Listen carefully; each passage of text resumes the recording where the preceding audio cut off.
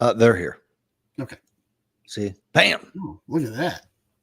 A meditation. Wow. Yeah, see that? A meditation on the impacts of mass uncontrolled migration. Rich and Dr. Fuller. Ooh. We are live, Dr. Fuller. I don't know if I told you that already. You have not, but it is always a pleasure, sir. How are you today? I'm doing San-Frantastic, my friend. I got a buddy of mine, retired colonel, sent me a book. I haven't read it yet. It's called San Francisco. Oh boy. Yeah. Oh boy. I'll have to... Yeah, it was the first time I'd been back in, I don't know, a decade. And as you know, I grew up out there, and I had to go back for my foster mother's funeral. So it was not an avoidable situation. So off I went, and I tell you what, not the place I grew up. No, I'd imagine not. Not the place I grew up. A lot of changes. I can only imagine. Will Rose on coin number 2269. Rasmic, old gold member, is on. Good morning, Rich and Dr. Fuller. Hey, listen, I'm not trying to do some kind of artsy fartsy thing this morning. I don't know why I'm sitting in a dark room. I am not. I can assure you, this room's incredibly well lit. I don't know why my little high speed camera. I bought the best webcam I could find, and it thinks it knows better than me, so it's dialing down the image. Mr. Alan Kelly is on. Good morning, gents. Coin number 1571. Teetering as occupied. Ooh. Guile is on from the Philippines. Good morning, Guile. A lot of coined members of the American Warrior Society on this morning, Dr. Fuller. Always a good thing. Like to see some soon-to-be coined members show up. That'd be kind of nice. So yeah. Like and share. Mash those buttons. That is correct. And while you're mashing buttons, why don't you mash this button right here, pal? No Safe Alternative, Improving How We Teach Cops to Kill, the award-winning memoir from our good friend, Dr. T.C. Fuller. I believe he's got the award there on his bookshelf, right? I do. Yeah, it's sitting, where is it? It's back here, over here. Right there. Little red thing right next to my lovely. And tell us about that award you won, brother. Yeah, that's the best independent. Oh, God, I have to read it because I can never remember. Best Indie Book Award from Independent Authors Association Network, Independent Authors Network, in the law enforcement training for 2023. So, huzzah. Yeah, my memoir won an award too. So, damn. Racking them up out here. It's funny you mention that because right here I have the memoir he speaketh of, Painting Over Rust. Stories from a 20-year odyssey in the FBI. Yeah, and Painting Over Rust. Tell us how you come up with that book title, because that's pretty interesting. Well, as of course you've heard the story before, so and maybe many of the viewers have as well. But early on in my career, you work for a large bureaucracy, and I'm sure anybody that's done that has had very similar experiences.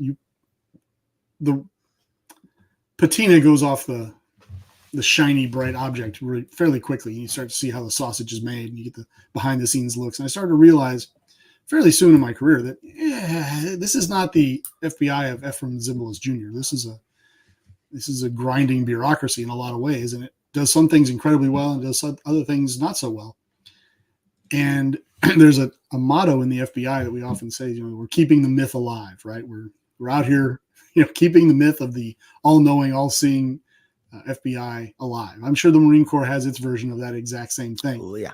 I mean, if you're going to get young men to jump out of boats and charge machine gun nests on beaches in far-flung places, you've got to have some mythology surrounding it.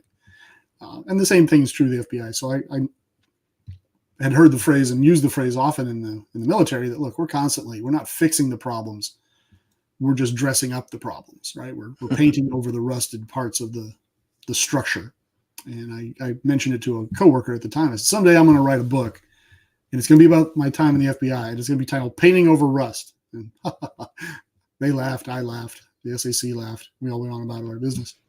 Well, I did it. As good as my word. You did America a favor, pal. I did it. Not as big of testosterone-inducing favor as you've done. Wham! Look at that. On Violence and Browse. I really am proud of this cover art because it reminds me of the men's adventure magazines that I read as a kid. Gung Ho, Soldier of Fortune, as I dreamed as a young child of being a mercenary in the Congo someday. True story, folks. That's what some kids wanted to be firemen. I wanted to be a mercenary fighting guerrillas in the Congo. Back when I thought we were really fighting silverback I was going gorillas. to go there and pass out radios and soccer balls. Yeah, exactly. I've actually got a copy of that on my shelf right there. Oh yeah, there we go. That's what helps me grow this luscious beard. Is that extra testosterone hit I get every time I come in this room. It could be dangerous. You may have to take a testosterone blocker after reading on balance. My wife's been looking at me with interesting sidelong glances of late. So, well, I'm happy to hear that. Scott is just coin number 2489. Rasmus says, "Good morning, Gal. Pat Cahill is on from northern Wisconsin. Alan Kelly said their governor gave him a slight breath of air. It's called a veto. God bless you up there. I hope you're safe." John Shriver's on out there in Yukon, Oklahoma. Guys, please like and hit that share button. We got a fantastic show for you today. I was hoping that Will Wood was going to be back on today, but his schedule there, of course, he's a captain for a major commercial airlines. They got a lot of problems going on with their scheduling, and he's had to jump in to fill that void. So hopefully he'll be back here in another week or two, and we can get back onto some economic news because, Dr. Fuller, as you pointed out in the final slide in today's show, economically, it could be better, right? It could, in fact, be better than it is. And what's really stunning about it, of course, and we've talked about it this often, is how fast it went from pretty good to not so good. It's literally one presidential administration. It's amazing what can happen in one administration. Just ask Alan Kelly, who's on this morning. He can tell you all about it. Yeah, right. Yeah, it's funny because we talk about it a lot, right? We talk about how your vote matters. And we also heard it said that, one president is not an existential threat to the United States. Okay, I think that argument is pretty solid. But it's amazing what one person in that office that is perhaps less than fully in charge can do, right? Because, this is a gentleman who's either completely in control of his facilities and is doing something terrible on purpose, or he's not, and somebody else is manipulating the situation. I don't think there's either way is a particularly good look for us as a nation. I 100% agree with you. We got another doctor in the house. Dr. Gordon Botson is on from Ohio. Of course, he's not the academic type, Dr. Fuller. He's actually the type of doctor that really helps people. Turn your head and cough. Yeah. This is the same argument I have with my wife. She tells me I'm not a real doctor. I point out that a Juris Doctorate is not a real doctorate. I have a comfortable couch. Let's just put it I don't know why, you think about it, a Juris Doctorate. I don't know why attorneys that haven't figured out a way to call themselves doctor. They certainly love putting the Esquire term at the end of their name.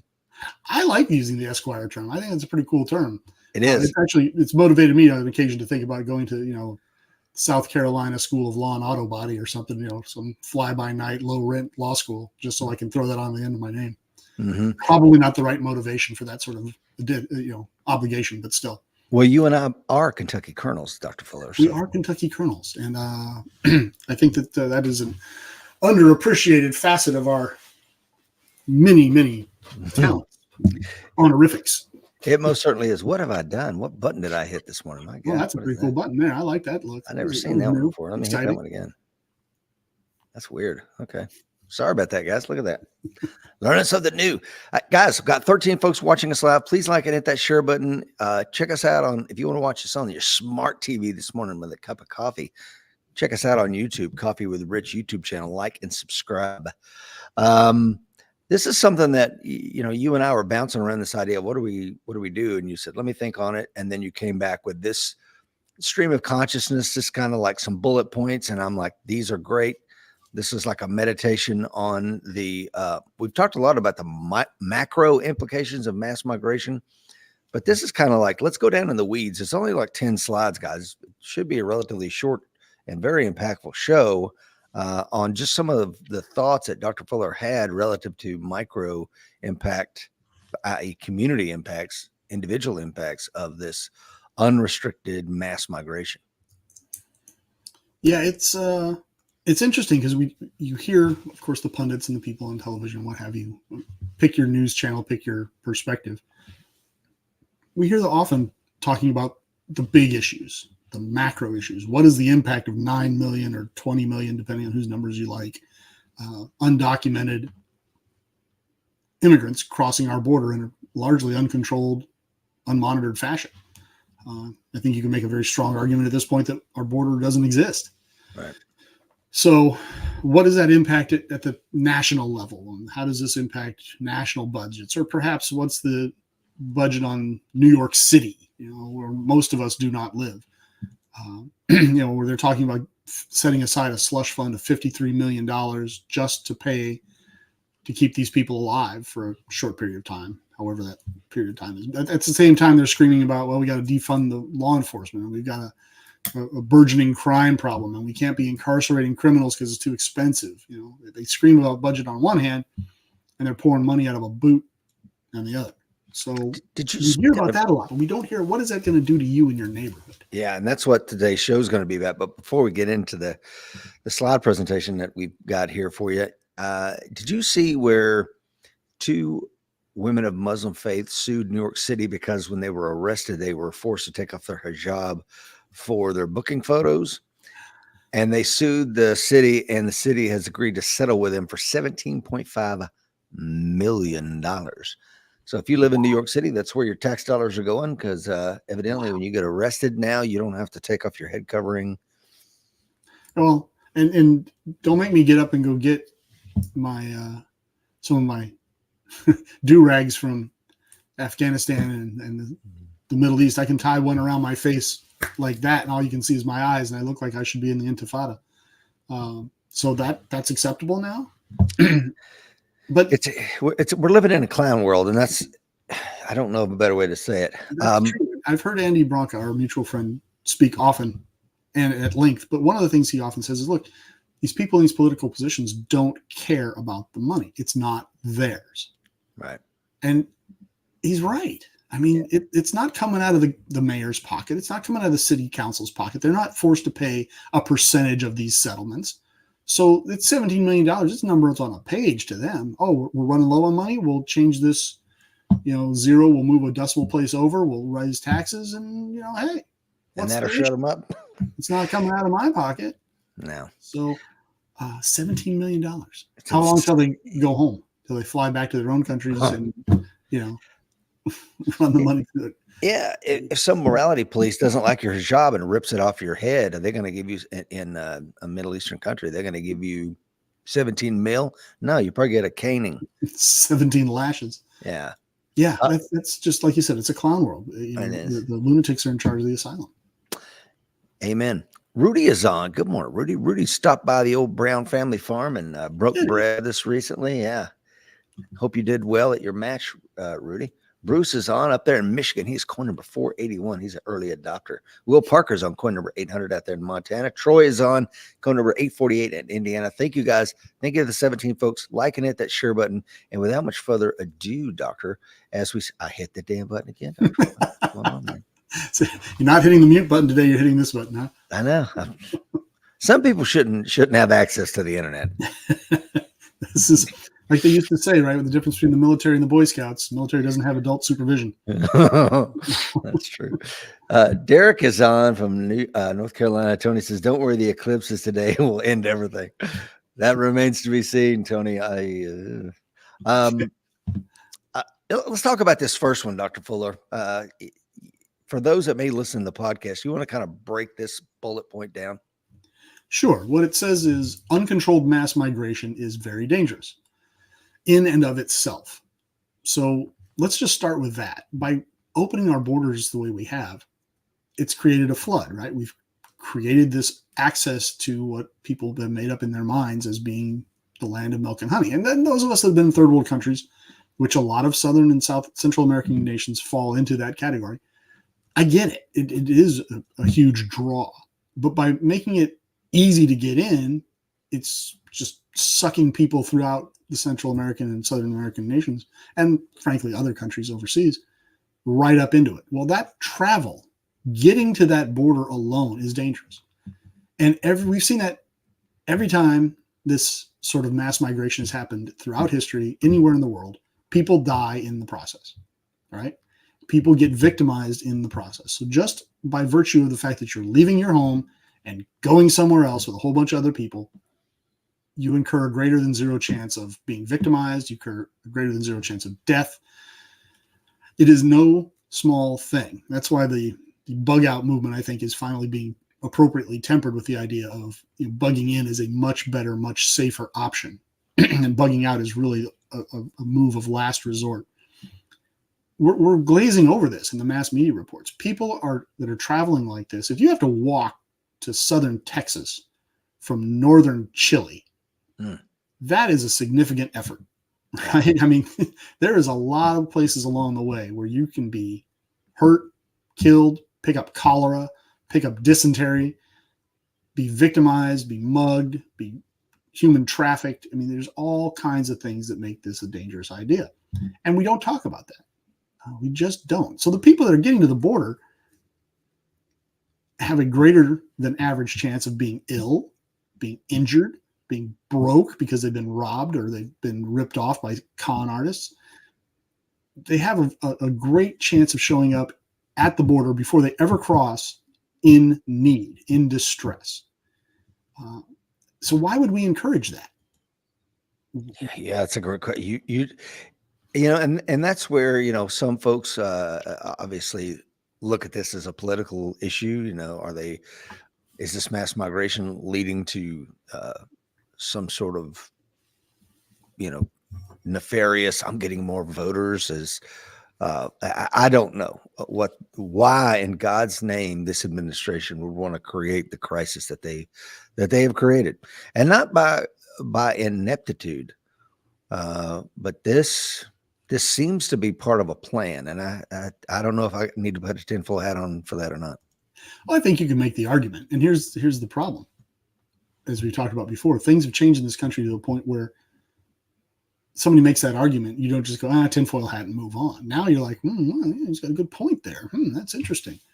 And it's really difficult to argue, in my mind, that all of these secondary and tertiary effects of this sudden decision to throw open the doors weren't discussed at a meeting. I mean, when you decide, maybe the president just sat down and go, you know what, today's the day. I'm letting it all hang out. And he signed his executive orders. Maybe. But another potential perspective is people at that level don't make a decision to change the color of their tie without a meeting, without subject matter experts chiming in. What message am I sending with this tie? What message am I sending with having Marines standing behind me at Independence Hall with a red and black background? Right? We discuss these things. We kick them around. We take polls, right? So you make this decision. Someone in the room is going to go, well, what's the impact of throwing open the doors and letting it all hang out? What are the second order impacts? What are the third order impacts? So I struggle with the idea that, this is just, who knew this was going to happen? That to me just doesn't fly. And again, you were a congressional liaison for the FBI. So again, you had some level of a front row seat into that world of political machinations. But I think the point you're trying to make is it's incredibly well. And there's a lot of really interesting podcasts talking about the Darien Gap and what it takes to get here. And you're free to go watch those from a macro perspective. Let's talk about the second bullet here, and I'll read it, Dr. Fuller, and you can take it on. Sudden rapid spikes in population have proportionate adverse effects on social institutions. Demands for goods, services will suddenly rise in a given area much faster than the ability to deliver them. This leads to a weakening, a lessening, or even a total collapse of the ability to deliver those goods and services. Traditionally, criminal organizations rush to fill such vacuums. This is an outstanding point you make here. Thank you. So, I was in Denver here a couple months ago, as you recall, and the anecdote that leaps right to mind was while I was there, the news every day was talking about this sudden onslaught of 42,000 people that had showed up as part of the uncontrolled borders. And to me, I'm thinking, well, Denver's a big city. 42,000 doesn't sound like a huge number. But the impact of all of those people showing up, in essence, at the same time was significant. And the one story that got a lot of airtime while I was there on the news was the impact on the local hospital, the main hospital in town. It was so overrun with people needing services that, and I'm sure most of them showed up uninsured, couldn't pay, indigent. So the hospital's got to eat that cost, right? Somebody's got to pay these doctors to provide the service. Somebody has to pay for the Band-Aids and the aspirin and everything else. And if there's no insurance company to bill, then the hospital eats it. And then they can probably go fight with the government to try and get reimbursed. But nonetheless, the impact was so great on the hospital that they were shutting down an entire wing of the hospital, pulling back on the amount of services that they could provide on the daily because they were just overrun. And now, mind you, before those 42,000 people showed up, they had a hospital that was balanced for the community they were in, right? The hospital had grown like a goldfish to fill its container, right? It had grown to a point where, okay, we've reached this stasis point where we can now provide the services that our community demands and needs, right? So it was balanced. Now, all of a sudden, there's 42,000 people stepped on one side of the scale, and the hospital just couldn't handle it. So now not only are those people underserved, but the pre-existing community is underserved. And there's also the economic impacts, right? People are not getting shifts anymore because the hospital's got to make cuts. Got no choice. It has to. The economics just don't work out any other way. Right. Now, I was reminded of this because 2 weekends ago, I had to go to the ER in the middle of the night with my father-in-law who's in distress, and we took him to an ER hospital was just built 2.5 miles from my front door. It's really nice. It's very convenient. Go down there at midnight on a Saturday night, and it was packed. The ER was packed. Now, it was, well, it was fortunate that I can speak Spanish because that was the language of choice in the room at the time, which was interesting. But it was also interesting to me was he was in obvious distress. Nobody else in the room was. Everybody else in the room was there for stub toes and coughs and temperatures and whatnot. And he was told, look, we can't get to you right now. All of our rooms in the back are full. We can't. And of course, I'm saying, well, can we at least get some level of medical professional out here to look at him because his current injuries are not a bone sticking through the skin or arterial spray. So my medical training is kind of off topic. I need somebody to look at this guy. We don't know when we can get somebody to him. We just don't know. To the point where I looked at the reception and said, look, he's in obvious distress. I said, do you understand how bad this is going to be if the distress leads to a serious and catastrophic issue right here in your ER? I said, do you understand how fast you'll be unemployed? Because I'm going to sue this building stupid because you're ignoring a patient. And they're like, look, we can't do anything about it. So true story. Yeah, coming to a city near you is really well, exactly. And mind you, I'm not in a big city. This wasn't downtown Charlotte, right? This is a small town, and it's a 5-story, 6-story building. I mean, it's a significant hospital. So we went out we wheeled him outside into the parking lot and called an ambulance. There we go. And the ambulance said, we won't respond to the ER. I said, fine.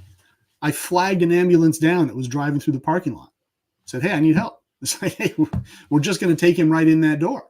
I says, I get that, but you two are EMTs, paramedics, something you can look at him and diagnose this issue and tell me how bad this is, and maybe we can get some level of appropriate care. Sorry, I can't help you. All right, fine. Put him in my truck, drove across the street from the hospital, called 911, described the issue. 5 minutes later, that same flipping ambulance showed up. And they look pissed off at me. And I'm like, hey, guess what? You're going to make me play this game? We're going to play this game. Because at this point, I need help. Right. How ridiculous is that we got to go through that? And this is what's going to happen all over the country, folks. I guarantee you it's happening in Denver right now. So this is what we're talking about when we're talking about these local level effects. Well, absolutely. And of course, Dr. Gordon Botson is a physician. He's just better off calling 911, which he did. At least an ambulance would get him seen. And these are the kind of games, get ready to start playing them in your little neck of the woods. I'll tell you the game I played yesterday. My son woke up in distress. I think, this was yesterday morning, Sunday morning. And I'm like, I'm not going to the ER because I don't want to wade through a sea of humanity. Same thing, you know. Sure. We This live, is your youngest, right? yeah, youngest son. He'd been texting Lisa all night, unbeknownst to us, and then he just comes in and wakes us up. And I called. There's a service in our community called ER to go. Well, this former emergency room doc will bring he'll come to you for a fee. Well, of And course, nothing's free. what's that?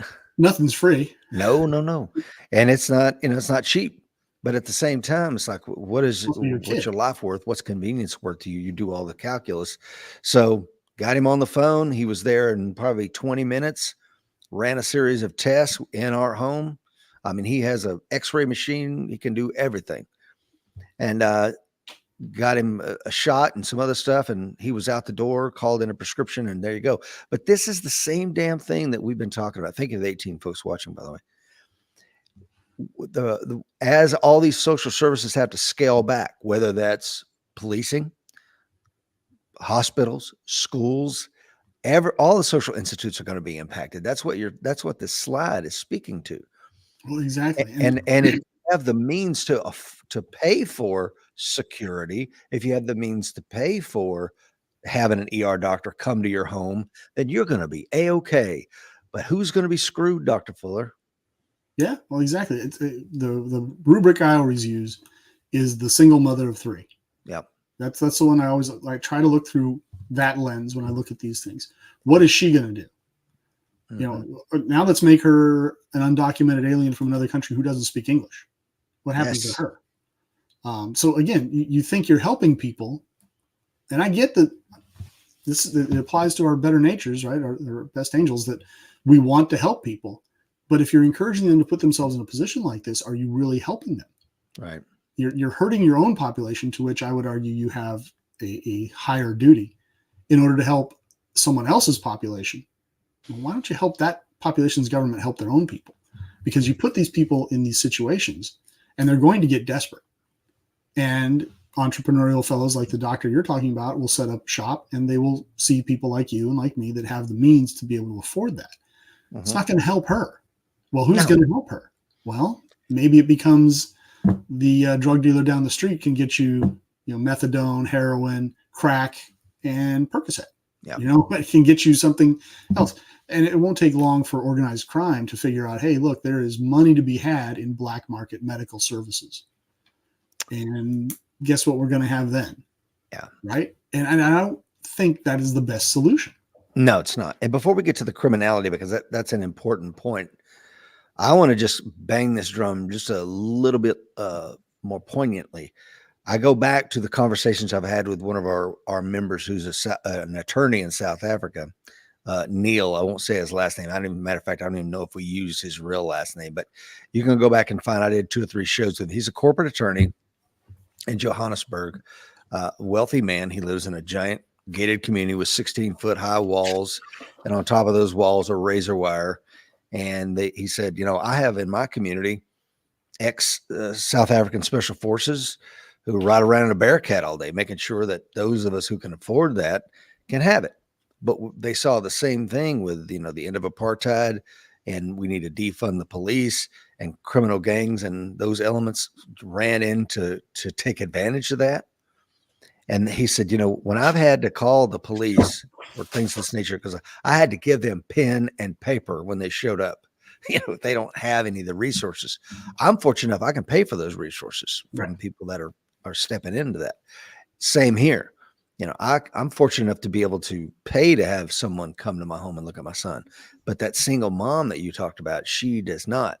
And it's only going to get worse because it's accelerating. Now, let's talk about the criminality that steps into those things. You only have to look back to the waves of migration during the early 20th century, where the Jewish gangs, Murder Inc., the Italian organized crime, the Irish organized crime. I mean, all those things, because these communities needed to have somebody that could fill that vacuum. Oh, it's true. And let's put you in that same situation where your son is ill, but you don't have the fiscal means that you have. Well, now the doctor shows up and he's maybe part and parcel of that organization. He says, look, I know a guy that'll pay for this for you, but he's going to come knocking. Right. Okay. Now that guy comes knocking. Maybe he wants you to perform a task. Maybe he wants cash. Maybe he wants something else. But now all of a sudden you're in a very bad spot. But what choice do you have? If your kid's laying on the floor screaming and needs medical help, you're going to get him that medical help, right? It's just like we talk about all the time. When your kids start getting hungry, things start getting serious. Yeah. What makes anyone think that in the modern day we're not going to have criminals fill these voids? As you point out, it's tradition, right? The Irish gangs, and it's not just the foreign gangs, right? We also saw the movie. Oh goodness, what was that movie with Daniel Day-Lewis and Gangs of New York? Fantastic. Gangs of New York, right? So you had an Irish gang warring with an American gang. That's right. And we'll talk about this later in the show, but you're feeding fuel into those kind of fires when you do the things that our national government has decided to do, and it's just not going to end well. And this is another important distinction that Dr. Bodson makes here. He says it only widens the gap between haves and have-nots. And you want to he is reading ahead because let's look at this. Bam! Look at that. Jeez. So go ahead, Dr. Fuller. One of the effects that you'll see, perhaps isn't talked about, is that when you have a mass migration like this, it will boost the labor supply. Right. Mm-hmm. All of a sudden you get a bunch of unskilled folks or lesser skilled folks coming across the border. They're desperate. They're hungry. They're looking for jobs. Bang. All of a sudden your labor costs plummet because you've got access to all these folks. Problem I see is that we're paying them. Yeah. Right. You come across the border and you're not hungry. You're not destitute. You're not homeless because we're putting you up at the Four Seasons free. And we're giving you a $10,000 a month debit card, prepaid. Go crazy. Have a good time. So why would I work? You told the story the last time I was on the show about the gentleman that came in that your church group had brought in and eventually quit the job because it was not economically wise for him to continue to work. And that, Dr. Fuller, is why this is a picture of Burundi. This is what he came from. That's why I put that damn picture on there. So he comes here. The church puts him up in an apartment. The government's giving him money. The church pitches in money. They buy him an old 80s or 90s Cadillac. This is a guy who's from war-torn Burundi, on the happiness index that the United Nations puts out, it's like dead last.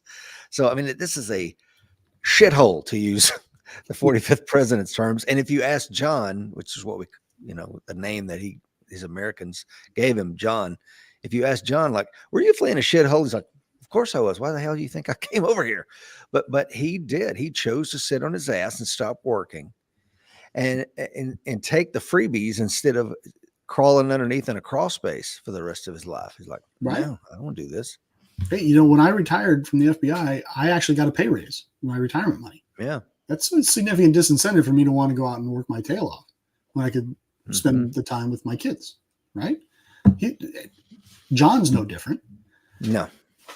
It's an easy calculus. And to John, I literally had to teach him, me and another guy, he stunk so bad. We had to literally take him to Walmart, show him what kind of supplies he needs to take a bath, and then how to bathe himself. And literally okay, I mimicked the motions of scrubbing, showed him how to mix the stuff, and go in the owner's bathroom and take a shower. That Marine Corps time pays off in all kinds of ways, doesn't it? It does. And the owner, of course, is a Marine too, so we had no problem. But didn't even have to be able to speak English to get that information across, did you? Yeah. Grunts and points. But you know what it did? It when all the other native-born workers, I don't know, the folks that are born and raised here in Tennessee that work in our construction firm, they watched John leaving and going, yeah, I'm going to go take my freebies and sit on my ass, have fun in that crawl space today. Yeah. It doesn't sit well with them, does it, Dr. Fuller? No, it doesn't. And it doesn't sit well because that job still has to get done. Yep. And the paradigm that's being established now is the newcomers won't have to do that job. So the citizens whose tax monies are funding their lifestyle will have to do that job. And that is, to Dr. Bodson's earlier point, going to just deepen that divide. Yeah. And the other problem that's going to arise is that money runs out, right? It's the problem with socialism. Eventually you run out of other people's money. Yes. Eventually you're not going to get $10,000 a month. Eventually the political will move on, right? They'll have gotten their political payday. They won't care anymore. The funds will dry up. Tough decisions will have to be made, and eventually, or eventually, a different party will get in power and will cut off the money. Well, now you've set up a revolution of rising expectations, right? These people are going to show up with these expectations, and all of a sudden, you're going to yank those expectations out from under them. They're going to be peeved, right? If you go to John after 2 or 3 years of him sitting on his couch and buying new rims in his car, and he's got a nice TV, he's got good clothes, and all of a sudden you're like, hey, dude, you got to get back in that crawl space. He may or may not take that well. No, right? He may or may not have been saving for this day the whole time. And Burundi, and here's the problem, man. Burundi is not going to give him a visa to return any more than China is giving out visas to return. You see what I'm saying? Yeah. So he's stuck here, and the citizenry who've been in that crawl space, to continue your metaphor, they're not going to feel a lot of pity for him, right? So again, that divide that started out fairly significant is only getting bigger. We were happy to have him. He came with it was John and Francois, hired 2 of them. Francois left quicker than John did, just to go down the rabbit hole a little bit further here. It didn't take him long to figure out, and then he was pulling on John. What? Why are you still in the crawl space? I know this because I'm like, why did Francois leave? And John told me, and then he was like, it's hard for me not to go. And I'm like, oh shit, here we go. Yeah. And then I had the same 501c3, like, hey, I got a guy that you might be interested in. He's fleeing, I don't remember if it was Iraq or Syria, somewhere over there. And he'd been a truck driver. Do you have anything that he could do? I'm like, yeah, I got all kinds of stuff that needs to be done. Lots of trucks. Yeah. So I go and I sit down with that, interview him in the church. And it comes down to a matter of it literally what he was all in board, and we talk about money. What are you going to start me at? And, through broken English or a translator, I can't remember. And I told him, and he's like, I can make more not doing this. And it was just like, I'm like, what do you need? Because I really wanted the guy. I needed the guy, right? Because I can't find an American to do it. And he's like, I need this. And I'm like, dude, I don't pay my supervisors that much money. He's like, well, I can make that much money without working. I'm like, well, go with God, brother. Yeah, it's a very simple mathematical calculation. And, and it's not just that truck driver, right? He may have enough pride, enough dignity, enough self-respect to say, you know what, I'm capable of working and supporting myself, so therefore I'm going to work and support myself. But how does he go home to mama and say, hey, look, we're going to make 20% less, and I'm going to be gone, 50 hours a week at work. I'm going to be tired. I'm going to be stressed. I'm only going to be here for you and the kids a few hours each day and on weekends. How do you make that argument to mama? Right. I mean, how do you take that versus we're going to make 20% more and I'll be here all the time? And let's look at Elke's comment. Of course, that's not his real name, or maybe it is. I don't know, Elke. Hard to know. He says, Moosey, you don't know. He says, Brandon Johnson, Chicago mayor, calling for immediate work permits. The chorus begins. Next, it will be, well, they live here and work here. They need to vote, right? I mean, hell, they need to have guns, right? That's someone already cops. Yeah, like hell, they're already cops. They're sitting on our voting commissions, at least in San Francisco. I mean, ergo, why not, right? Yeah, it's so bizarre to me that suddenly we're seeing citizens of the U.S. becoming, in a lot of ways, in a lot of areas, second-class citizens of the U.S. You're not expected to get free stuff. You're not expected to sit on the community's decision-making boards. You're not expected to be the law enforcement officer. You can't do these things. You can't get on an airplane. Oh, wait, you're an undocumented alien? Well, give us a fake name, don't take your picture, and we'll fly you wherever you want to go. Yeah. If I, as a citizen, walked into an airport and demanded those same services, they'd put me in a straitjacket and haul me off. They're like, what, are you crazy? No, none of this works. As I said, when we returned from Scotland a month ago, we're going through Atlanta at 12, 1 o'clock in the morning. So you can imagine the shit show. Okay. All these planes are arriving. I mean, it's a aircraft carrier's worth of humanity. And there's like 2 doors, Exactly. Oh no, 1. And it's like, there's like maybe, and I'm being generous. 6 TSA workers that don't want to fucking be there. Pardon my French, but it was just bad. And I'm watching us all get patted down and the old latex glove technique and all this stuff. And every old person, I'm thinking, we should have flown to Tijuana and walked the fucking across it. We could have carried anything we wanted to. Sure. I pardon my French this morning. It's infuriating to me. Well, and of course it is, because you spent your life in service of this nation, Rich. Yeah. In service of the ideal of the United States, in service of what this shining city on a hill, this beacon of freedom represents. And for it to suddenly and willfully be crashed into the rocks is going to be upsetting.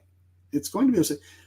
And not just on that macro level, but when you see these things in your community, when you see these things in your travel sphere, it drives it home in a way that CNN or MSNBC or Fox News is just not going to be able to do. It becomes visceral. It becomes real. And these are the concerns that spurred this conversation this morning. Correct. It's no longer, it's coming. It's here. Oh, it's here. We're on the front edge of this wave, and I don't see it getting smaller. No, sir. I mean, let's suppose that a different president gets in tomorrow. Let's say he's a full-blown nationalist. Mm-hmm. Okay? Not a semi-nationalist, not an America first kind of guy, but America only kind of guy. Mm-hmm. His ability to fix what's been done in the last 3 years is going to be severely limited. Unless we go into a full-blown dictatorship and we just start rampaging in a way that none of us are comfortable with and none of us want to see. Right. How do you fix it? How do you find millions of people and send them home? Can we talk about that briefly? Going back to when I was on active duty, so this is 12, 13, 14 years ago, maybe 15 years ago. I was having a conversation with 2 senior officers. One was a lieutenant colonel, one was a major. And they were like, man, we need to just deport them all, round them up. I mean, traffic stops. And so again, this is under Obama, the deporter in chief, who did deport a lot of people. And I'm like, well, I have no problem with that, but you may want to consider it. Like, well, why do you say that, Rich? I said, well, your name is Sanchez and your name is Beltran. Okay. And both of you have skin that's significantly darker than mine and brown eyes. I'm not going to get harassed. My kids will probably be fine. But are you comfortable with that? And they're like, well, I never really thought about that. I'm like, yeah, you need to think about it. What does that look like? I mean, do we want that? But at the same time, can we continue to go down the path we've been going down? And while you're thinking about that answer, I want to get to Pat's comment, Dr. Fuller. He says NGOs are relocating large numbers of illegal immigrants to rural areas and temporarily paying for their housing. However, after 1 year, the NGO's funding dries up and dramatically financially impacts the local community, strains public service, increasing local crime rates. To make it worse, the NGOs are not consulting with government officials before relocating the immigrants. Bam. And we have no idea who they are. Right. So how are you going to monitor them? And let's suppose, again, in my previous example, they decide we're going to go round them all up and we're going to send them home. How fast do you think it'll take the criminal element to start generating false papers? Oh, yeah. To start creating an entirely new criminal enterprise on a mass scale. Look, I know there are people out there now generating false documentation, right? I mean, how many people that are watching the show used a fake ID to drink when they were 21? But we're talking about an industrial level of false documentation that would inevitably result from efforts to get folks out. Can I talk about that? I had an employee, we had to let him go a couple of years ago. I got a letter from the Social Security office saying, hey, we need you to look into this. Somebody may be erroneously, illegally using a Social Security card. What the hell? So I go down the list and I'm like, I've got copies of everybody's Social Security cards. Everything looks legit. So I had to go through the star chamber of getting deep inside the bowels of the Social Security to finally figure out that one of our guys who I thought was legal was illegal. But the name on the Social Security card was exactly his name from a Central American country. But the the dude that he had grafted onto, this guy had been dead since 1974, just happened to have the same name. And he had somehow, or some organization had helped him acquire this document. I'm like, hey man, you got to go, you know? Yeah. And, these same NGOs that are helping folks out are going to be NGOs that will convince themselves that they are fighting against the Nazis in Holland in World War II, and they'll start hiding people. They'll go full Anne Frank with folks. So all of a sudden, the government is not only going to be motivated and activated to go after people who are in the country illegally, but they're going to end up inevitably in confrontation with their own citizenry. Mm-hmm. So it becomes a Gordian knot that you just can't untangle. You just can't. And this is what you're talking about here on the slide, increasing the strife between the two communities, because there will inevitably be resentments. Yeah. I mean, there's a TV show on, I saw a friend of mine was watching the other day called The Warrior. It streams on some channel or another. And it's all about the Chinese community in San Francisco in the 1800s and the deep-seated resentments between the Americans that had been here a while, the Irish who were freshly immigrated but had immigrated in time to fight the Civil War 20 years earlier, and the Chinese that were flooding into the area. And it's all about that human drama, apparently. But my point to that is this is a problem that is not new, right? This is stuff that has been identified for centuries. Yes. I mean, we're doing it all over again, and we're doing it very poorly. We're doing it in a way that indicates to me nobody picks up a freaking book and reads it. Nobody has a conversation with someone outside their own little echo chamber and say, I think this is a good idea because the good idea fairy flew into my room last night and sprinkled me with magic happy dust, and I'm going to save the world. Mm-hmm. Well, there's a reason that all those boats at the Titanic didn't pick up every single person in the water. Mm-hmm. I mean, it's difficult to say that. And I get it. You want to immigrate to this country. Cool. No problem. Get in line. Okay. And they showed, do it legally. Well, I saw a documentary recently, and they were showing how, do it legally. And the government has an app for that. And you go on the app. And so this lady was down and everybody had the app on their phone. But of course the app was freezing and locking up and glitching out because there's 1.5 billion people trying to get on the app. It doesn't have the bandwidth. So like, well, screw this app. I'm just going to walk across. Yeah. Let's go to your next. Because walking across is an option. Yes, it is an option. Situation where there is no wall, there is no line, there is no border patrol that's going to stop you and say, look, you got to go back, buddy. And hey, let's not forget, they're not swimming here across the Pacific. Mm-hmm. They're transiting Mexico to get to the southern border. Where are the Mexican authorities in all this? Well, they're already in our country. We don't want them here. They're not trying to stay. Help them out. Right? I mean, if all these people were coming to our southern border looking to go to Canada, it's less of an issue. Right. Hey, you're heading to the Northwest Territories? Awesome. Hop on this bus. We'll truck you right up to northern Montana, and you're out the door. That's right. I hear Baffin's beautiful this time of year. And this is the next meditation Dr. Fuller had last night. Low-skilled job market will become saturated fast once the freebies stop. And again, like you said, using John as a metaphor for this problem, as a Burundian that's giving all the NGO handouts and all the governmental freebies, let's say the next administration comes in and just with a stroke of a pen crashes all that. Because as Pat Cahill pointed out, once the NGO money dries up and the government money dries up, now what are they going to do? So now maybe they do flood into the American job market, and then that's going to bring wages down. Right. And, meanwhile, the government's shutting down, let's say in a given community, they shut down the well-paying jobs in a coal mine. Mm-hmm. So now you've got people who are multi-generational Americans that clearly are not afraid of hard, dangerous work, have, because of the government, lost their employment. Now they've got to go into that job market, and they're competing with people that got here last week. And they're doing so for 40% of what they were making before, 50% of what they were making before, no benefits.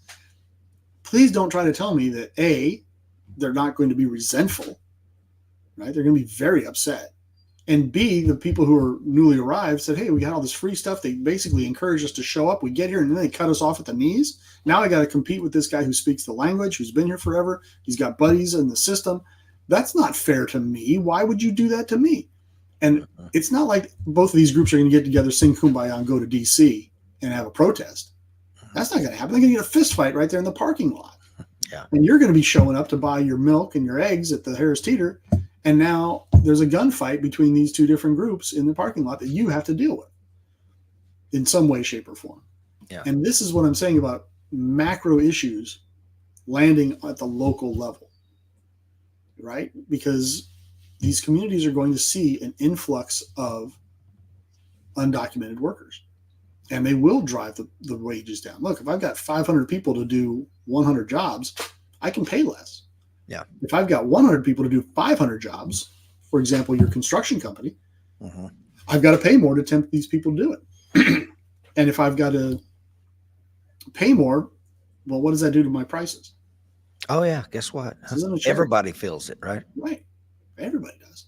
And these things have happened before in America. One of my great grandfathers worked a copper mine here in East Tennessee, and they sent some blacks and Irish down from when they all went on strike for higher wages. They shipped them down here from somewhere up north. I don't know. I don't remember where, but I remember reading about it, and the family lore had talked about it, and so putting the family lore together with reading the actual historical stuff is like once a train pulled into Copper Hill, Tennessee, and they had, Irish and freaking black guys literally hanging by their necks from the train station. They're like, yeah, you could take me back home, man.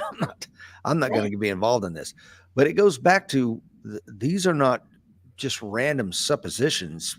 You can look at the historical context. This stuff has happened and will happen again. It's happened all over the world too. It's not just happening in Copper Hill, Tennessee. Yes. And I think it's interesting now you're starting to see, especially in the larger cities, some significant pushback from traditional left-leaning political groups and bases, right? You're starting to see people say, hey, wait a minute, this isn't fair. My community's been here for 100 years, 150 years, and we've been screaming about the need for goods and services. Then you wouldn't give it to us. You always cried poverty. You came up with all kinds of reasons why you couldn't, wouldn't, and shouldn't do it. And our community has suffered generation after generation after generation.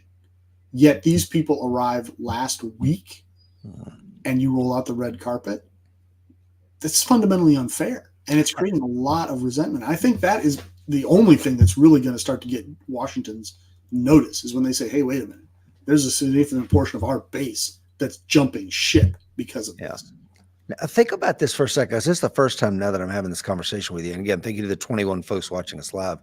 And I know this is kind of a dark subject matter where I'm fixing to go with this, but I'm just now maybe perhaps for the first time really considering the desperation, because they weren't lynching these people because of some racial animus. So these were Irishmen, white folks, and some blacks that were looking for a better economic opportunity working in a a copper mine here in Tennessee. And I'm guessing Copper Hill was not an exclusively Caucasian community at the time. That's a great question. I don't know what the demographics were at that point. But I guess the point I'm trying to make is how economically desperate you got to be to take another person's life just because you can't afford to lose your job. I mean, that is probably where my headspace is thinking right now. Like, I'm not killing this person because I hate him. I'm killing this person because my kids need to eat, and I need to send a message to the next train load of people coming down here. I mean, that's pretty desperate. Right. Now you turn that into, instead of people coming from the north, they're coming from the south. Mm-hmm. And our point earlier in the show was these are people that are bringing a certain level of desperation with them. Mm-hmm. And if they didn't have it when they got here, after they enjoy a couple months on the gravy train and that dries up, they'll be desperate after that. Yeah. At some point, the government is going to tell the Four Seasons, we're not going to pay for full occupancy 24/7, 365 for these immigrants anymore. And the day they do that is the day that the Four Seasons boots everybody out, repaints the rooms, changes the carpets, and goes back to what they were doing before. Right? When that money dries up, the gravy train stops. I've talked, again, I go back to my disaster relief experience. running and managing disaster relief operations. At some point, all the FEMA money runs out for the disaster, and all the people that have been sitting on their ass in a shelter, with the government handing them credit cards every time they run out. I literally had to go in there. I had a procedure for how I would do this, Dr. Fuller, to run people out of a shelter. I would come in with a team, right? And we literally like march into the room. I'm like, hey, before I get there, make sure everybody's sitting on their cot ready to go. Okay. We've got another credit card or whatever little juicy thing, or lunch is coming, whatever. So I get all the little cats and dogs sitting on their cots. And then I walk in with a group of administrators, and they start folding out tables. Oh, here comes the freebie. Oh no, here comes your ass is out of here. Yeah. And we would hand them one for like, look, we got taxis. They're going to take you anywhere you want in the city. And here's your final little $40 credit card. Bye-bye. Right. But again, they don't want to leave. And then you told them a week beforehand, a month beforehand, look, this is only temporary. It's coming. You need to make other arrangements. And there's always a percentage of people that are like, yeah, tomorrow. Exactly. And I was shocked my first time dealing with this, like that this was really a thing, that people would just sit on a cot and take a freaking handout every single day until the money dried up. I mean, I've seen it. And until they're run out of the room, right? Not until they're asked to leave, until you actually come in and force them out. And we would have to have the police there in the parking lot in case I have somebody that's like, they don't want to go, and like, okay, this nice gentleman here with his handcuffs are going to remove you from this facility. Well, that's one thing. How many people would be in that facility? 100, 200, 500? Well, it depends. I mean, Katrina, you would see, thousands. And we took those people, this was before I was with the Red Cross, but we took those people and scattered them across the United States. Like Knoxville took in thousands from Katrina. And then we had to make individual arrangements. I say I wasn't in the Red Cross at the time, but a lot of my colleagues worked that exodus, and it was crazy. Like, you have nowhere to go. You've never owned a car. You don't have any family. You lost all your possessions. It's like, what do I do with this human being? Yeah, something has to be done.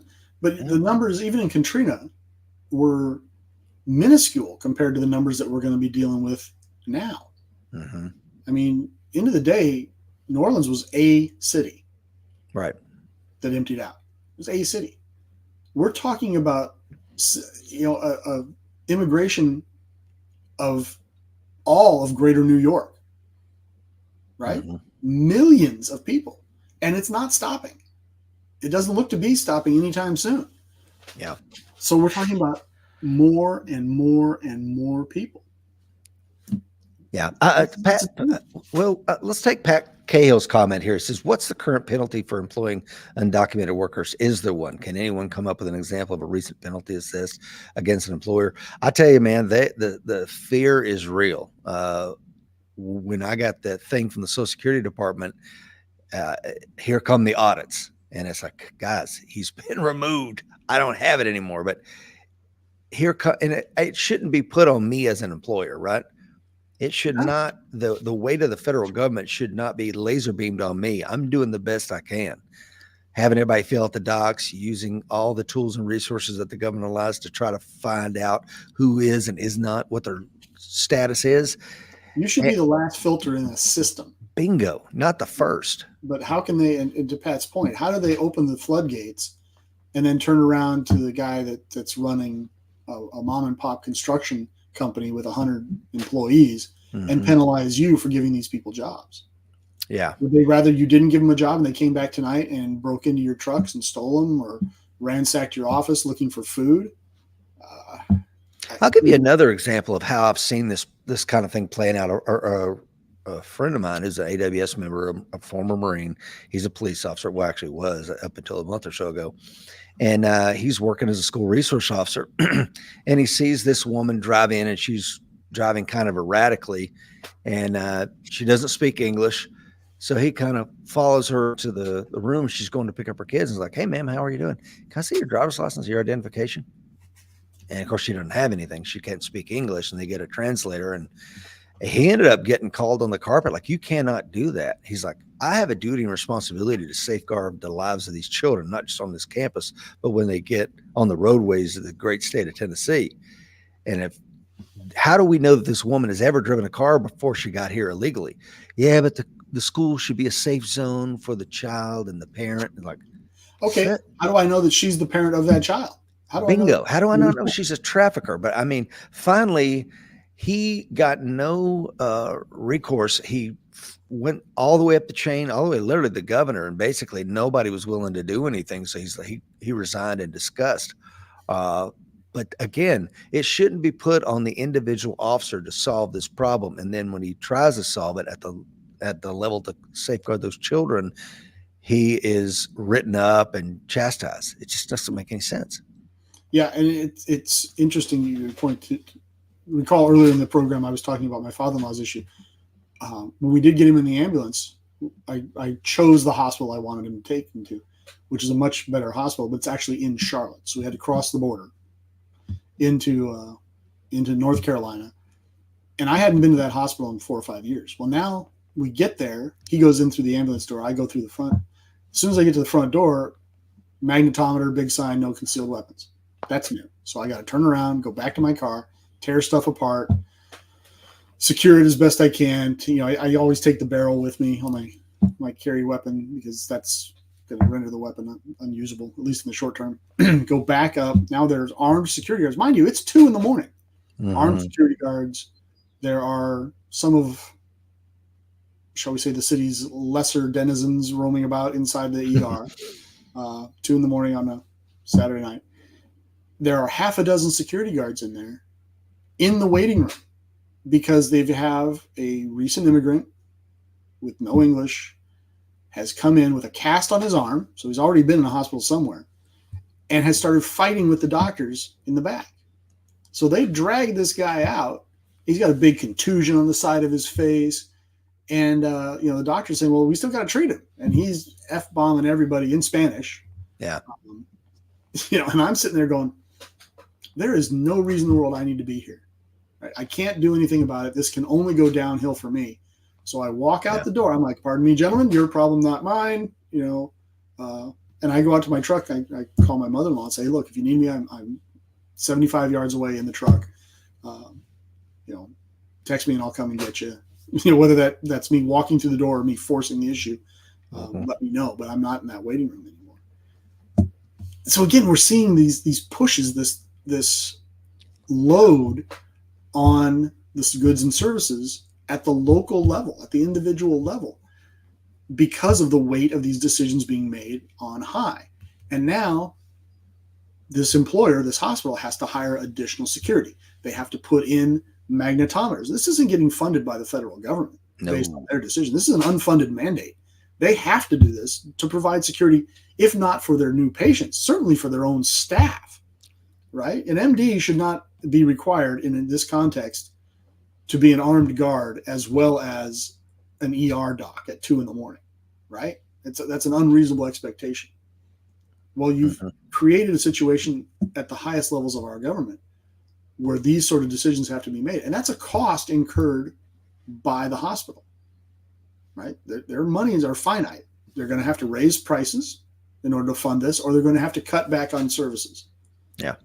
Either way, it's a math problem, guys. It's a simple math problem. But either way, you and I are the ones that pay the price for this. Yeah, absolutely. And I know that, again, we've gone from over the course of the last several months, several years, looking at macro issues. Now we're bringing it down to the micro. And in the micro, I think it's important to share these anecdotal stories. And I'm sure of the 20 folks watching us this morning, Dr. Fuller, everybody has these stories. And if you don't, it's coming to a city near you or a rural community near you. Let's get to the next slide you got here. Talk about resource pressure will build starting at the community and town level and rising right on up to the national level. There will be winners and losers in such an environment with commensurate resentment amongst the have-nots, which Dr. Bodson mentioned. The migrants will not be spread out equally across the U.S. They will grow into a series of areas, mostly urban. And that's a picture of, if you're watching, that's a picture from Chinatown in New York City. Okay. It didn't happen overnight, but these little enclaves, that what you're talking about. And that group of Orthodox Jews is also in the same city, New York City. So this is two halves of the same New York. And of course, you have the Italian community, the Polish community, et cetera, Greek Orthodox, and they tend to stay within those communities.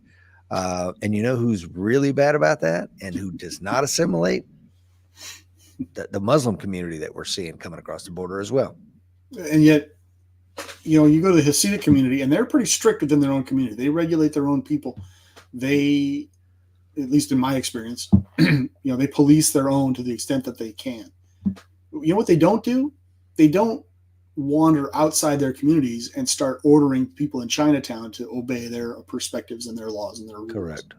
The Chinese show them the same courtesy, right? And you can go to almost every enclave like that in a big city, and that's what you'll find. One notable exception. What's the one group that will go out and say, look, you're doing it wrong, do it our way, or we'll beat you, we'll stone you, we'll throw you off a building. We'll throw you off a building, we'll execute a jihad on you, we'll put out a fatwa about you. Off topic for the group here. But what is of the larger concern is we're going to see this happen. Right? It's going to happen. You're going to have what used to be referred to as ghettos. I think ghetto has a pretty negative connotation now, but you're going to see communities form, right? I mean, my community, for example, is, there's less than 100 houses in my development. 60%, best guess, ethnic subcontinent Indian. Okay. And I point that out just to illustrate the point, not to denigrate anybody, because I love my neighbors. They're great folks, all of them. But every time a house sells in my community, the word goes out, and almost every time it's purchased by an Indian family. And my wife and I joke, say, look, the day comes when we want to move, we're not going to hire a realtor. We're just going to tell our next door neighbor on either side and sit back and wait and save ourselves 6%. Yeah, exactly. And there are practical reasons for this, right? If I move to Moscow, it's a lot more convenient for me to move into an expat community of English speakers. It just makes my life easier, right? 100%. Anywhere over the world, you'll see people group up together with like-minded folks. So I'm not saying this is in and of itself a bad thing. What I am saying is it has an impact on social cohesion. It has an impact on goods and services. I mean, imagine policing into Chinatown when you're an officer and you don't speak Mandarin and you don't speak Cantonese. That's difficult. That's imagine providing medical services. Imagine providing social services, figuring out if the kids are in school. Go into a Hasidic community and try that. Maybe they are not interested in giving the government information because they have traditionally had problems with governments executing their people. But now you're talking about not 10 or 15 or 20, you're talking about 42,000 if you're Denver. Right. That's impactful. That's very impactful. And in the Marine, I've talked about it before, Dr. Fuller, on recruiting. The Marine Corps knows this. So we have, like we talked about before, we have salt and pepper teams. That's what we call them, the black guy and a white guy.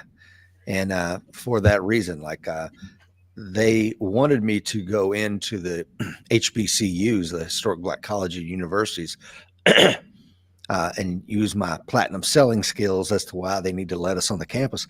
But I didn't go in there by myself. I put together a salt and pepper team, and me and that black Marine, excuse me, went into that HBCU because you got to put the right face in the right place, as we used to say on recruiting. It just makes sense. And those enclaves are real and for a reason, and they're wary of outsiders. And even in my, mountainous Scots-Irish community, I pulled up into the wrong shack one time looking for Johnny Lunch Meat. And as soon as I pulled up and I've got the car is a government vehicle, looks like a revenue, and I jump out and I'm in my, nobody would know what it means. It's a modified dress blue uniform. I look like a state trooper kind of thing. And as soon as I do, man, here comes out a bunch of hillbillies and they got chainsaws, and it's like, whoa. But these are very insular communities, and the Scots-Irish have been here since the early 1700s. And if they're wary of the government, what will these other communities be like as they continue to gravitate together? Right. And look, I'm willing to stipulate that the majority of the people crossing are not in and of themselves criminals, beyond the fact that they're breaking our laws, getting in the country. I get that. But they're not looking to come up here and criminally victimize everyone they come in contact with. but some of them are. Mm-hmm. Right? There's what's the number? I don't know. What's the percentage? I don't know. But a useful shorthand for me is if I give you a bowl of M&Ms and I tell you, look, 3% of these M&Ms are arsenic and will kill you where you stand. Mm-hmm. How many of those M&Ms are you going to eat? 0. Right? Or I tell you that an unknown percentage of these M&Ms are arsenic and they're going to kill you where you stand. Well, maybe we come up with a way of trying to figure out which ones are arsenic before we pop them in our mouth. Exactly. And this is the thing, right? Because I love that metaphor. And you or I didn't originate that. I heard it years ago, but it's a great one. But I think we're looking at it wrong. Like, which one do you want your child to eat? Because this is a multi-generational problem. And for those of us that are of that age where we're parents or what have you, it's like, that's who's going to have to eat this shit. It's not necessarily me and you. Me and you will shuffle off our mortal coil here in a couple decades and move on. But this next generation are the ones that's going to have to eat those M&Ms, man. And like you said, is not a better way to figure out who we're letting in. And a lot of times there's not. These, you think John from Burundi, whatever his real name was, and I had it written down. It started with a T and had 27 consonants, And you think he had a birth certificate?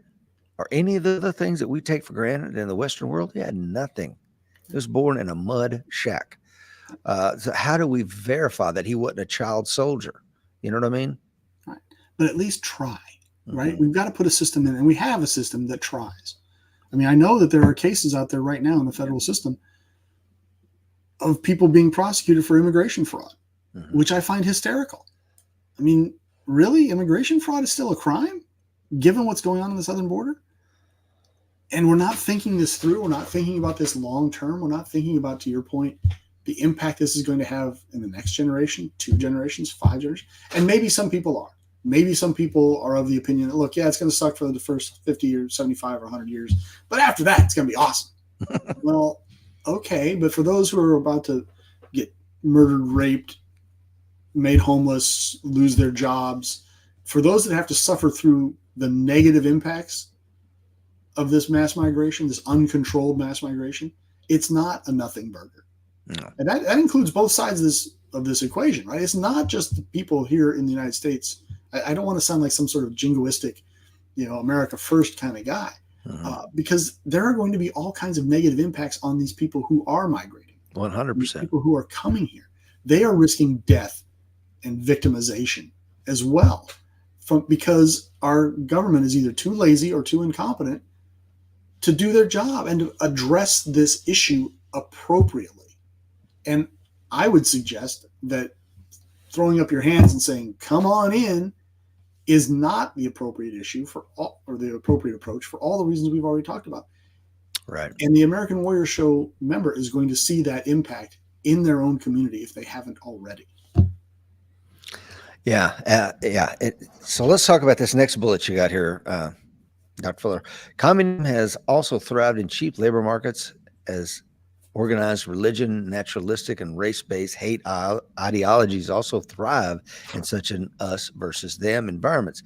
This further deepens fissures between such groups, raising the incidence of violence amongst disparate groups. Now, one of the things that this got me thinking about was, if only there was some way, is this a recent phenomenon? Is mass migration, is there some way we could track this relative to time? And there is. We carry it inside of our bodies, especially if you're men with your Y chromosome. And this is an interesting thing I wanted to share here. This is the migration map going all the way back to Africa 150,000 years ago. And this is the migration map of, I believe it's my Y chromosome. Let's see here. I've got 2 of them. Yeah. I think this is your old pal, Rich Brown. So let's look at the migration that's going on here. And you can see at first, we're moving across Africa. Now, back then, there was a land bridge. Now we're going over the Himalayas. Now, this is over thousands of years, I assume. Yeah, you could see the glaciers at the top, 14,000 years ago. 10,000. We're running out of mammoths, so now we're moving into Eastern Europe and ultimately on into the UK about 3,000 years ago, when it was still Dogger land that was connecting what is now the island of Great Britain to Europe, because the sea levels hadn't risen all the way up. So this is not a new phenomenon. This is something that's been going on for as long as humans walk the earth. But now, and if there's another version of this SNP tracker, what they call it, single nucleotide polymorphism, that happens within our Y chromosome at a pretty stately rate over time. So you can track these kind of things. And then, of course, everywhere where humans bury each other, that's part of the other thing. They can track what was his chromosome relative to the population there now. But I just think that if you look at it relative to cultures too, you'll see that this group comes in and all of a sudden the corded ware culture dies out, and now it gives rise to the beaker culture, and then a new wave of migration comes in and that culture collapses. These are ancient Celtic cultures, and I'm just speaking to Europe. I mean, we can look at it anywhere, you'd see the same damn thing, because it's a human problem. And then the Urnfield culture comes in because you got a new wave of migration. My point is, there's always a cultural collapse that precedes these things. Yeah, and it is not harmless, right? I mean, even before the advent of nation states, if one group of hunter-gatherers wandered into the territory of another group of hunter-gatherers, there may very well be a fight, right? 100%. There's only so many mammoths here to hunt, and these are our mammoths. You can't have our mammoths. And you're coming in here, and my kid's going to go hungry because you have come in here to eat my mammoths, right? Yep. But what we have now is, with the complex civilizations that we live in, uncontrolled mass migration is just disastrous. It's absolutely disastrous. It used to be like, okay, well, we either successfully defend our valley or we get pushed out of our valley, right, by these marauding Celts or whoever has showed up. Well, we don't really have that option anymore. I mean, I just don't see all of America picking up lock, stock, and barrel and going to Canada and the Yukon territories and just allowing people from other countries to just flood our nation and take over. I see the potential, a real potential for conflict in there. Yes. Well, I mean, and everybody of European descent has some Neanderthal in your genes. Some more than others. Some more than others. You're welcome. But yeah. So I say that because we did interbreed with Neanderthals, whether that's I capture some of the women and they get to breed whether they like it or not. But, the last group of Neanderthals hung on down at the Straits of Gibraltar. And there's a cave down there where they found about 30,000 years ago where they died out. So at one time, Neanderthals had all of Europe to the south. They could stretch their legs. And then these new waves of mammoth hunters came in and just pretty much wiped them out. And that would be, the guy you're looking at here with a good looking face. But yeah, so it's very... It's not good if you're a Neanderthal. Let's put it that way. It worked out well for us coming in 25,000 years ago and kicking Neanderthals out. It worked out really well for us, but ask the Neanderthals how that migration worked out for them. Yeah, that's a good point. And look, if that's what's going to happen, if we're just going to, American culture and American as a nation is going to be sublimated under the tide of history, well, okay. All right, that's all empires fall, cultures collapse. I get it. Right, historically, we're not likely to be here forever. Mm-hmm. But cutting our own throats seems a little silly to me. It does. Right, not doing anything to stem this tide is a bad idea in the short term, for the reasons we've discussed here over the last hour and a half, and in the long term for the reasons you just discussed. Yeah, it just isn't good. And I think we're seeing this at the tactical level, the AWS member level. I mean, Pat Cahill's on here and he lives in the wilds of Wisconsin, right? Will Parker from the wilds of Montana, on a plateau in Tennessee, and you're seeing impacts. Oh yeah. Right. My point of all this is it's going to get worse before it gets worse. Right. So be ready. Yeah, and this we got one or two slides left, and don't bang the drum too hard, but this is an interesting one here. In your community, you will see the sudden arrival of large numbers of immigrants. They will move into their own communities for very practical reasons, as immigrants have done around the world for centuries, which we've said. Demand for medical services, social service, etc., will rise quickly and as predictably as the population of migrants does. Given the migrant communities are often poor and destitute, the demands will likely be greater. And as I was reading this, I'm like, it reminds me of something I've read. So I put this in here. In 1730, James Logan, who was a Pennsylvania provisional secretary, wrote, quote, a settlement of 5 families from the north of Ireland, that's Scots-Irish, yours truly, gives me more trouble than 50 of any other people. So even then, they're like, I don't know what to do with these damn people. It's funny. And that's what you're talking about. You keep bringing up the Scotch-Irish, and my wife's family is Scotch-Irish. I apparently am genetically Scotch-Irish. I have recently signed on to redo a family history that they have of their immigration from Ireland, the Ulster Scots. So I'm currently transcribing this work of the Hemphill. So friend of the show, Shane Hemphill, will probably be ecstatic about that. Yeah. But it's very funny that even then, in the late 1600s, early 1700s, you're seeing these exact same issues. Yes. And the responses are very similar, right? Some people are trying to be helpful and trying to do the right thing in terms of, being good humans. And other people are like, hell no, this is my valley. You can't come in here, go away. And that's what they did. They pushed them out to the fringes like, hey, and made the Scots-Irish a buffer against the Indians. Yeah. You weren't going to push the Parisians out there to be much of a buffer. No. If you're going to push somebody out to be a violent buffer between you and the Indian predations, it's probably the angry Scots-Irish is a pretty good choice. It was a wise move. And this is I think the last slide, Dr. Fuller. Thank you to the 21 folks watching us live. Appreciate each and every one of you being with us this morning. With the U.S. already struggling with a weak economy and ineffective political leadership, rising inflation, a struggling housing market, and obvious cracks in our unity and social cohesion, a massive, unprecedented, and uncontrolled flood of humanity crossing our borders is a clear recipe for disaster. Not only will this reverberate across the world, it raises its ugly head at the community and neighborhood levels. Spot on, man.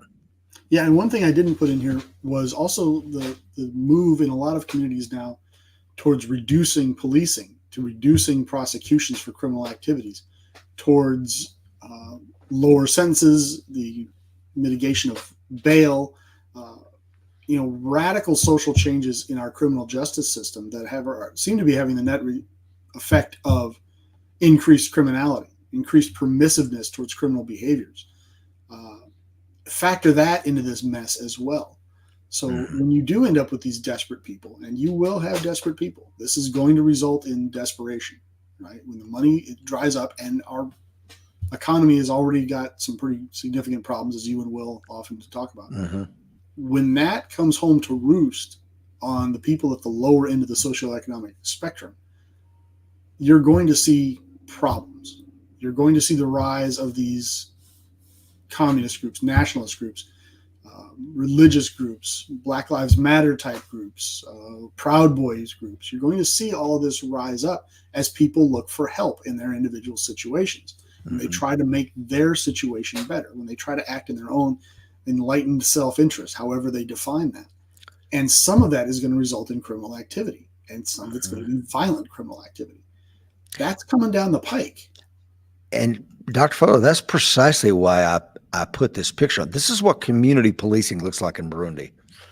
Okay. I mean, it's a different culture. It's a different set of norms and mores that they're used to. This is community policing. And other communities, it may look different. So, I mean, and of course, John and Francois, they came here legally. They won the visa lottery from Burundi and got to get the hell out of there. But what we're talking about this morning is not the legal migration. What we're talking about is the flood, the illegal migration. And when you see these breakdowns, particularly in law and order, right, as we talked about before, someone is going to fill that void, right? If, as you saw in South Africa, right, when law enforcement can't help people, communities bound together and defended themselves. Well, if you take our nation of laws and you remove those laws and you create a situation where local warlords, local community policing boards are taking over, and there are no legal impacts outside of that community and what that group is willing to do, well, all of a sudden the oft quoted saying from, I think it's Clint Smith, that some people are alive only because it's illegal to kill them, that is off the table. Amen. And all of a sudden you're being policed by unregulated, unprofessional law enforcement for good or ill.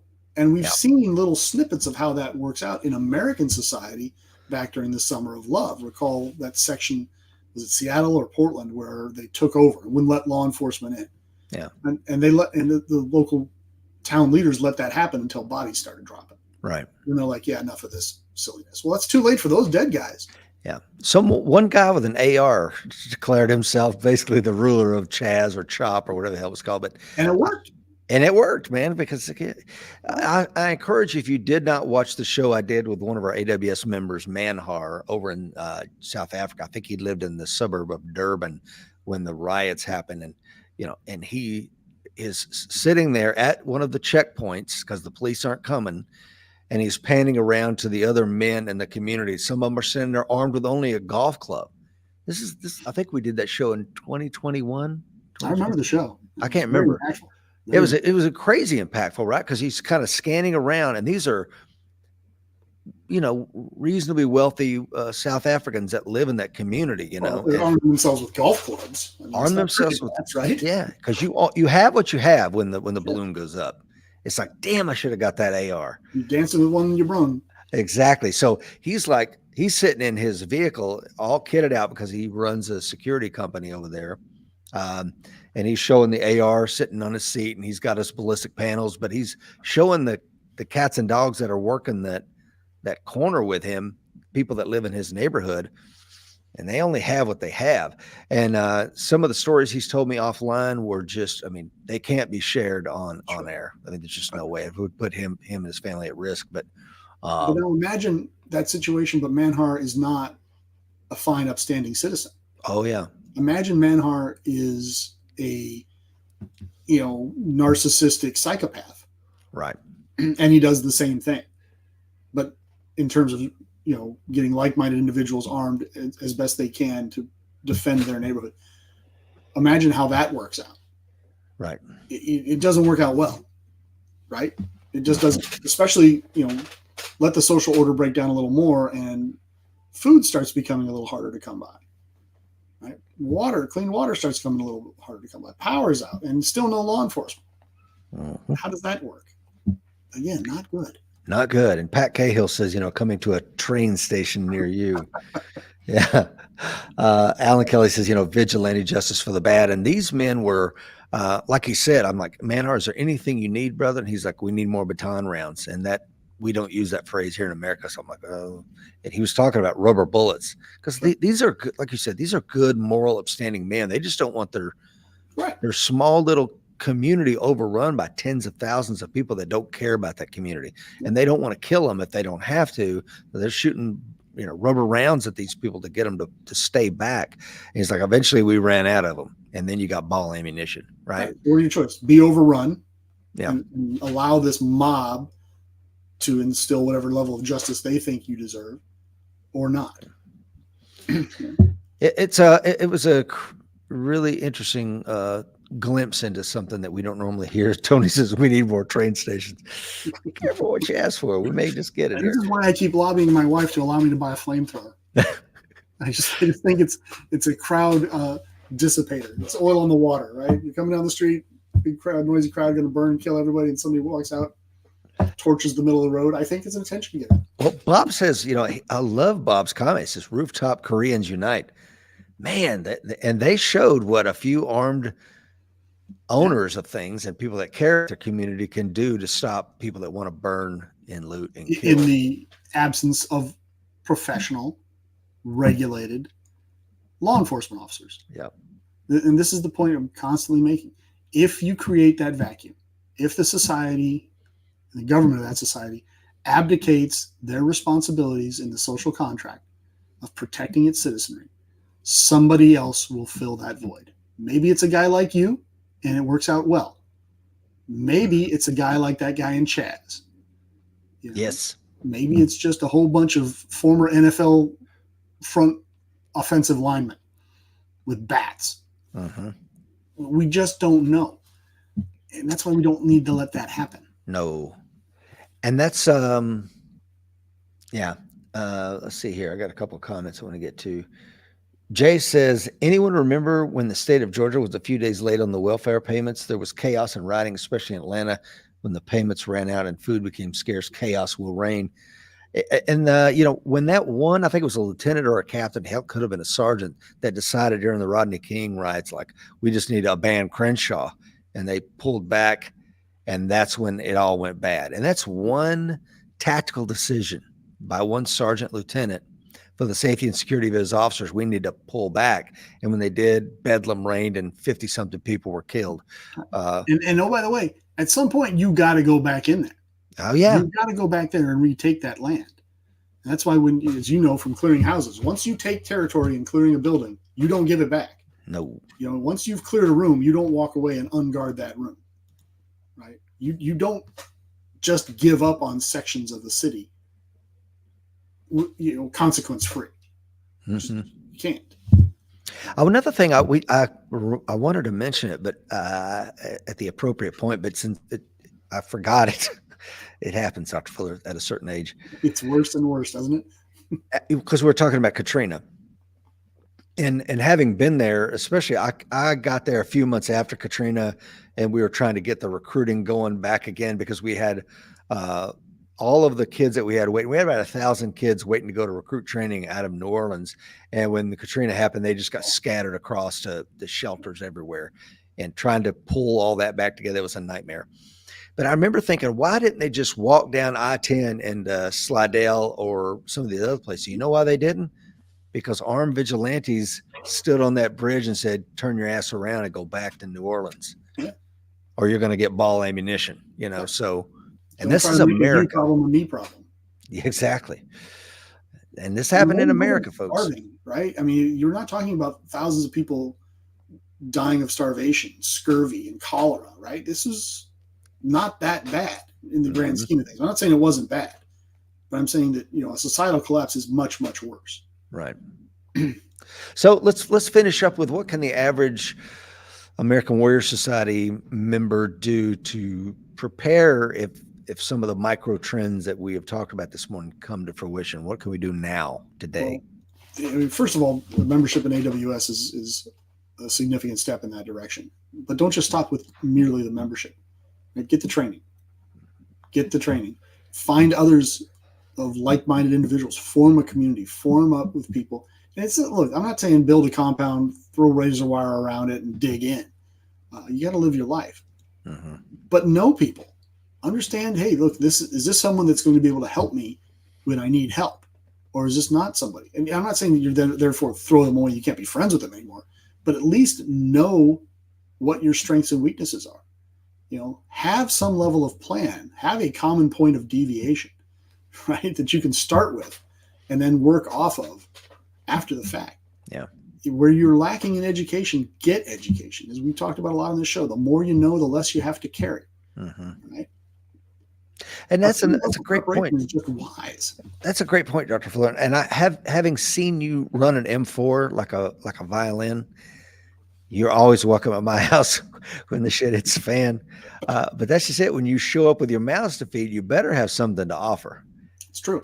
And knowledge is one of those things. That's right. I have a very good friend. We've been friends since we were freshmen in high school. He's an MD.